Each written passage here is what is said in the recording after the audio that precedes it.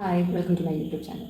So നിങ്ങൾ ആദ്യമായിട്ടാണ് journalling അല്ലെങ്കിൽ ടു ഡു ലിസ്റ്റ് അങ്ങനെയൊക്കെ വരുന്നതെങ്കിൽ ആമസോണിലും ഫ്ലിപ്കാർട്ടിലും കുറേ ഓൺലൈൻ ഇൻസ്റ്റാ പേജസിലും കുറേ ഓപ്ഷൻസ് അവൈലബിൾ ആണ്.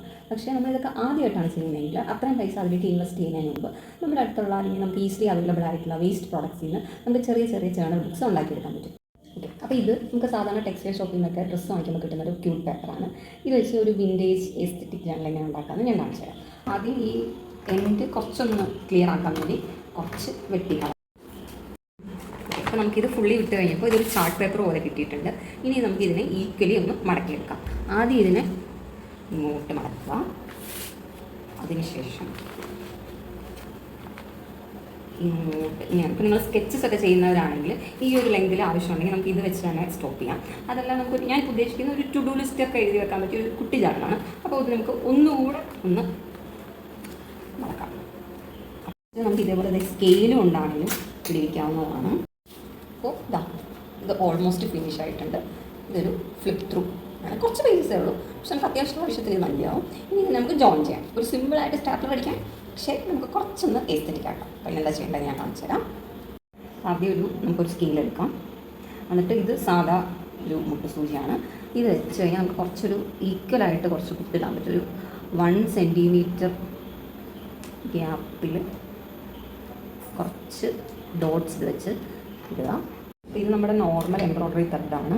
ഇതിൽ 6 എണ്ണമാണ് വരുന്നത്. ഞാൻ അതിൽ നിന്ന് ഒരു സ്ട്രാൻഡ് മാത്രം എടുക്കുന്നതായിട്ട്. ഫസ്റ്റ് സ്റ്റിച്ച് നമ്മൾ പുറകിൽ നിന്ന് വേണം എടുക്കാൻ. പുറകിൽ നിന്ന് എടുത്ത് മുന്നിലേക്ക് കൊണ്ടുവരിക. പിന്നെ അടുത്ത നമ്മൾ നേരത്തെ ഇട്ട ഹോളിലേക്ക് അടുത്ത സൂചിക്കേറ്റുക. ഇനി ബാക്കിൽ നിന്ന് നമ്മൾ ആദ്യം ഇട്ട സ്റ്റിച്ചിലെ ആ ഹോൾ വഴി ഒന്ന് വരയ്ക്കാം. ഇനി ഇപ്പോൾ നൂല് ഫ്രണ്ടിലാണ് വന്നിരിക്കുന്നത്. ഇനി നെക്സ്റ്റ് കാണുന്ന ഹോളിലേക്ക് കയറ്റുക. ഇപ്പോൾ നമ്മൾ ലാസ്റ്റ് സ്റ്റിച്ച് ഇട്ടിരിക്കുകയാണ്. കട്ട് ചെയ്തു കയറ്റാൻ.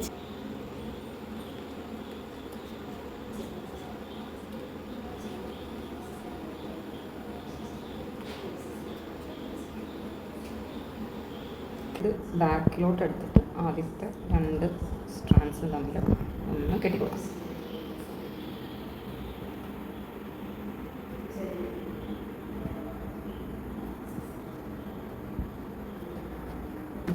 ജേർണൽ അല്ലെങ്കിൽ ചെറിയൊരു cute mini journal book ready ആയിരിക്കണം.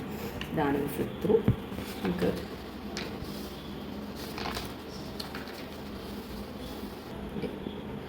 മഷിയൊക്കെ പിടിക്കുന്നുണ്ട്, കുഴപ്പമൊന്നുമില്ല.